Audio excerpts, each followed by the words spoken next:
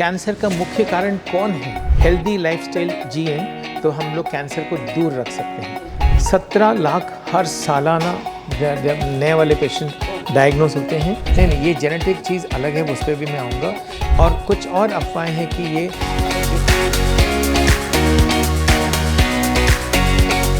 अभी हाल ही में एक खबर सामने आई थी कि फेमस एक्ट्रेस हिना खान जो है 3rd stage of breast cancer से डायग्नोस हुई है और देखा गया कि देखते ही देखते कैंसर से शब्द गूगल पे बहुत सर्च किया जाने लगा है। और जाहिर भी है, डर तो बनता ही है, उत्सुकता बढ़ती ही है हर आदमी में। तो क्यों ना इसकी सही जानकारी ली जाए सही माध्यम से। इसीलिए मैं आपकी होस्ट शालिनी जलीरा आज इस कैनविन हेल्थ टॉक में आपको मिला रही हूँ डॉक्टर रंगाराजू जी से। बहुत बहुत स्वागत है आपका। Doctor Rangaraju who is a medical oncologist and एक चेयरमैन की पोजीशन पे काम कर रहे हैं पारस हॉस्पिटल गुड़गांव में। सर एक बहुत ही एक्सटेंसिव एक्सपीरियंस होल्ड करते हैं, तो जाहिर बनता है कि उनसे बेटर हमें इस विषय पे कोई जानकारी नहीं दे पाएगा।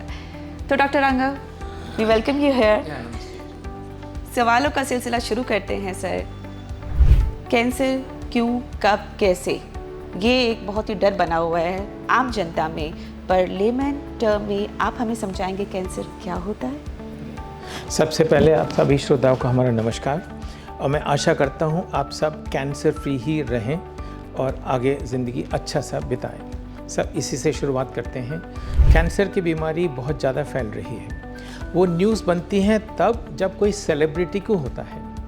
एक्चुअली आम जनता को जो जितना उसने इस बीमारी ने परेशान किया है, पूरे फैमिलीज़ उससे सफ़र कर रहे हैं, और अपने भारत में जितनी तेज़ी से वो बढ़ रहा है वो एक समाचार खुद में ही है।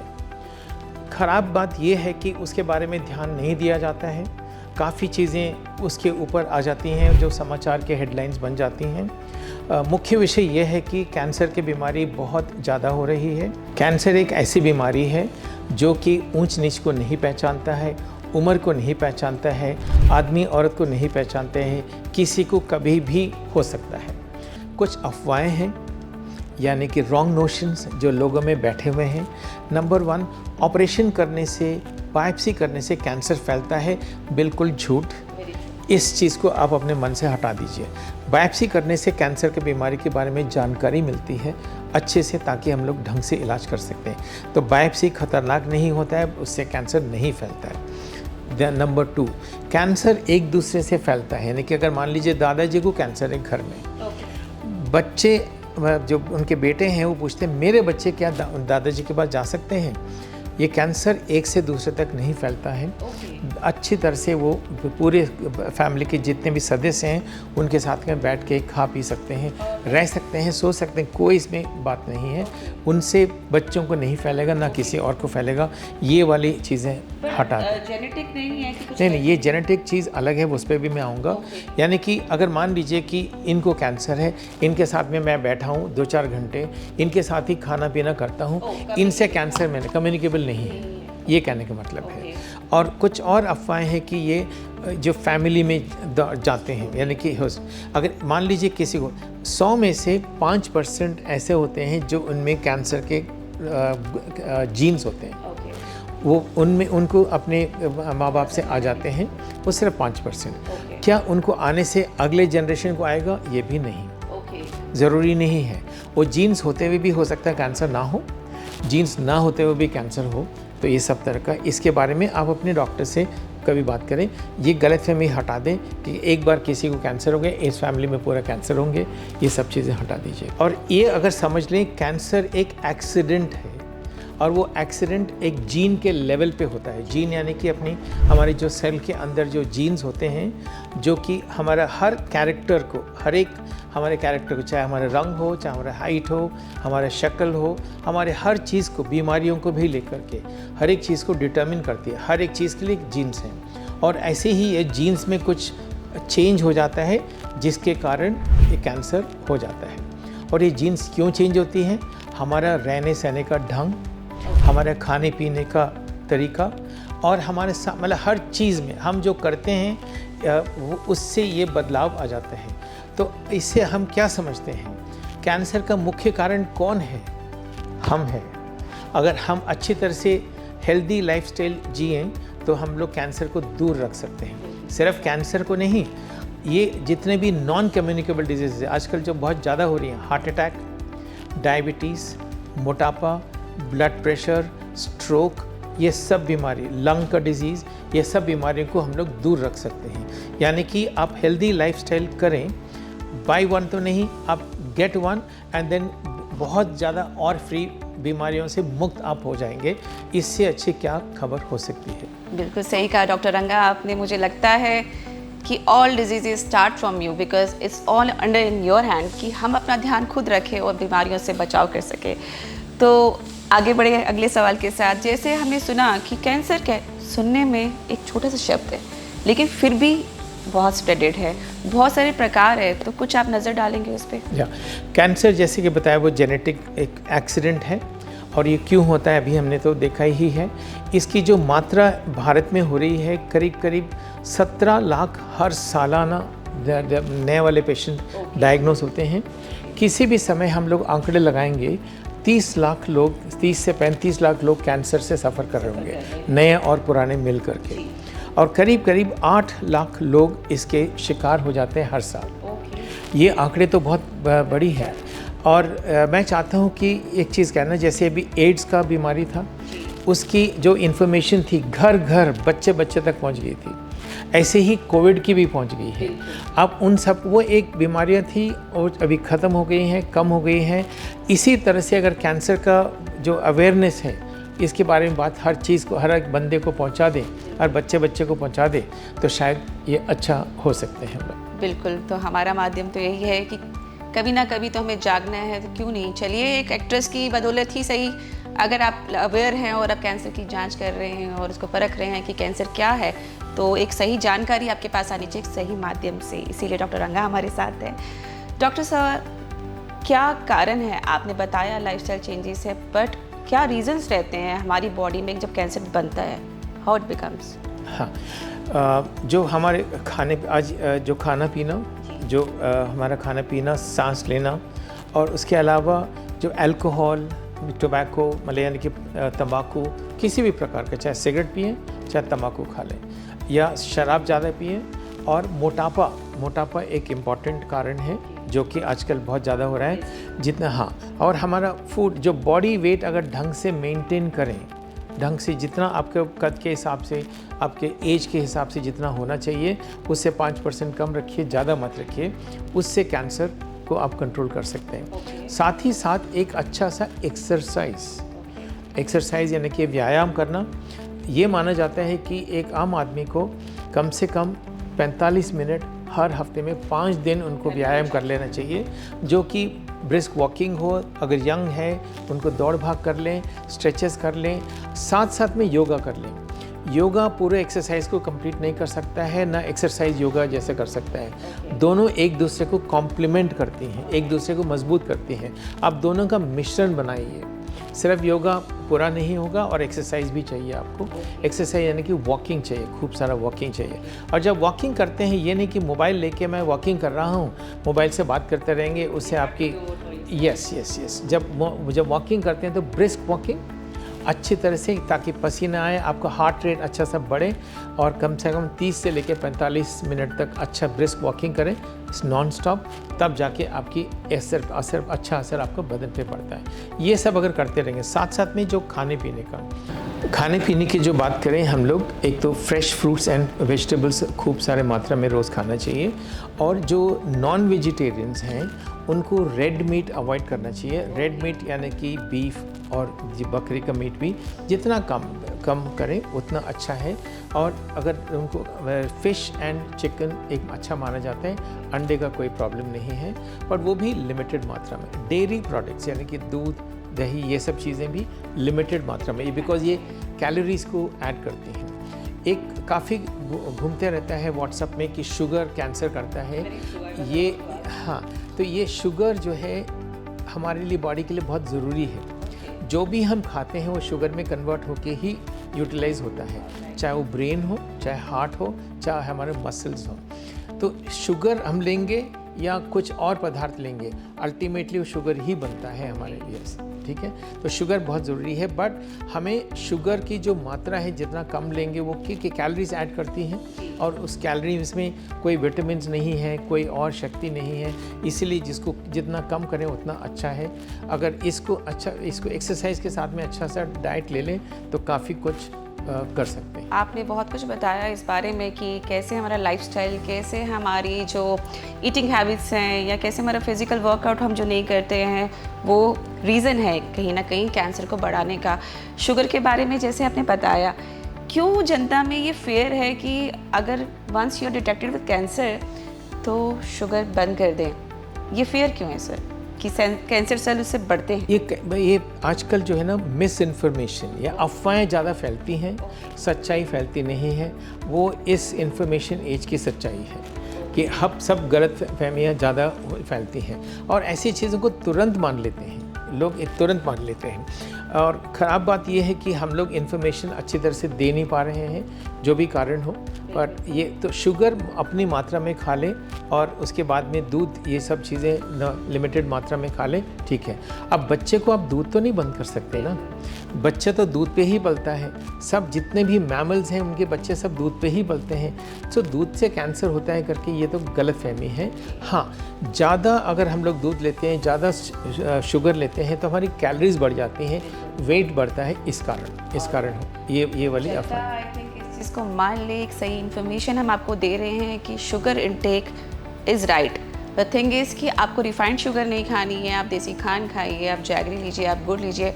I think I'm right, sir? Yeah, you're right, and even limit the normal refined sugar also in limited quantity. Okay. और सर ने बताया है कि आप फिजिकल वर्कआउट ज़रूर करें, योग को, एक्सरसाइज को अपनी लाइफ में ज़रूर इनकलकेट करें, जिससे आप बीमारी से खुद ही जी सकते, बीमारी आएगी ही नहीं। सर आगे बढ़ते हैं कि कैंसर की जो स्टेजेस आती है, क्यों ऐसा होता है कि नॉर्मली पेशेंट आपके पास आता है एंड वो डिटेक्ट होता है 3rd या 4th स्टेज ऑफ कैंसर पे? ये कैंसर की खूबियत मान लीजिए, जब एक कैंसर छोटा सा होता है, 1 ग्राम का साइज़ का होता है, 1 सेंटीमीटर का साइज़ का होता है, वो काफ़ी, इसने अपनी 3/4 लाइफ ऑलरेडी बिता चुका है हमारे बॉडी के अंदर। यानी कि उसको इस समय मतलब एक सेल से जो 10 to the power of 9 sales तक बनने में उसको 30 मल्टीप्लिकेशन चाहिए। 1 से 2, 2 से 4, 4 से 8, ये मल्टीप्लिकेशन बोलते हैं। सो जब 2 से 4 होता है तो उसको 1 गाना जाता है। ऐसे ही 30 टाइम जब वो बढ़ जाता है 10 to the power of 9, यानी कि 1 के बाद में 9 ज़ीरो लगाएं, इतने नंबर तक आने के बाद में ही वो पहचाना जाता है। उस समय में वो 1 सेंटीमीटर होता है छोटा सा, 1 ग्राम उसकी वेट होती है और इतना छोटा होता है कि कहीं पहचान में नहीं सकता। अगर मान लीजिए वो कहीं छुपा हुआ है, लंग्स में, पेट में, कहाँ से दिखेगा? हाँ, गर्दन में है, मुंह में इधर है, दिख जाएगा। ब्रेस्ट में है, ऊपर की तरफ तो दिख जाएगा, बाकी सब जगह दिखता नहीं है। और इतने आने तक वो 30 बार मल्टीप्लाई हो चुका है। यहाँ से सिर्फ 10 मल्टीप्लिकेशन काफ़ी है उस आदमी को मौत के घाट उतारने के लिए। यानी कि 3/4 इसका जो लाइफ स्पैन है कैंसर का, वो ऑलरेडी बिता चुका है जब स्टेज 1 में डिटेक्ट होता है। ठीक है। और जब इतना छोटा होता है वो कोई सिम्टम कर ही नहीं सकता। जब वो थोड़ा 1 सेंटीमीटर से 5 सेंटीमीटर हो जाता है, चाहे वो सांस की नली में हो, चाहे थन में हो, चाहे पेट में हो, तब वो सिम्टम करता है। तब तक ऑलरेडी 2रा या 3रा स्टेज तक पहुंच गया है। यानी कि छोटा जब होता है कोई सिम्टम कर ही नहीं सकता। इसीलिए हमें कोई सिम्टम्स नहीं होते। अब ये मत सोचिए कि छोटा सा गांठ है और कहीं पे भी है सिम्टम आएगा, नहीं आता है। कैंसर एक साइलेंट डिजीज़ है। राइट। तो सर इसी पे एक अगला सवाल मेरे जहन में आया कि जब एक स्टेज पे हम इसको डायग्नोज ही नहीं कर सकते, हमारे सामने नहीं आता, तो हम जनता को कैसे अवेयर करें, जनता को क्या बोले, कैसे हम एक चीज़ या कोई टेस्ट, नॉर्मली अपनी हेल्थ की बात करें तो we go for blood test normally, जो हमें दिखा देता है हमारे शुगर लेवल्स क्या है, हमारा कोलेस्ट्रॉल बॉडी में है, हमारा लिपिड प्रोफाइल क्या है, we get to know about ourselves. But जहाँ कैंसर की बात आती है, क्या कोई हमारे पास ऐसे टेस्ट अवेलेबल हैं जिससे जनता अवेयर हो सके कि वो एटलीस्ट उसको अपनी लाइफ में डालें? देखिए, हर तरह के कैंसर को स्क्रीनिंग नहीं कर सकते। हर तरह के कैंसर को अर्ली डायग्नोसिस नहीं कर सकते हैं। कुछ कैंसर्स हैं और जो ठीक हो जाते हैं उनको अगर पकड़ें तो काफ़ी अच्छी बात है। तो ये सब चीज़ों के लिए अलग अलग टेस्ट करना तो बहुत मुश्किल है। मेरी राय ये है कि हर एक को अपने आप को अच्छा सा फिज़िकल एग्जामिनेशन करा दें। एक एग्जांपल देता हूँ, सब लोग गाड़ी खरीदते हैं, चाहे मोटरसाइकिल हो चाहे कार हो, मेंटेनेंस हर साल में उसको साइकिल पे कराते हैं। वो याद रखते हैं मेरा सर्विसिंग ड्यू है, मैं छुट्टी लेके मैं जाके गाड़ी की सर्विसिंग करानी है, ठीक है। उतना ही इम्पोर्टेंट इसको इंश्योरेंस भी होता है। ऐसे ही अपने आप का भी इंश्योरेंस करा दें।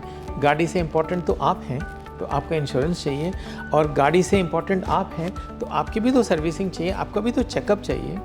तो वो चेकअप के लिए तो आप अपने डॉक्टर साहब के पास जाके अच्छे तरह से जांच करवा लीजिए। सिर्फ ब्लड टेस्ट से कैंसर डिटेक्ट करें वो तो अभी नहीं है। हो सकता है 5 साल के बाद में, 2 साल के बाद में ऐसे कोई टेस्ट आ जाए जिसकी रिसर्च चल रही है, जिससे पता लगे कि भी इनको कैंसर होने वाला है या कैंसर। उससे काफ़ी हम लोग दूर हैं उस सच्चाई से। उसमें रिसर्च चल रही है, कब आएगा वो तो पता नहीं। तब तक आप अपना जांच करा लीजिएगा।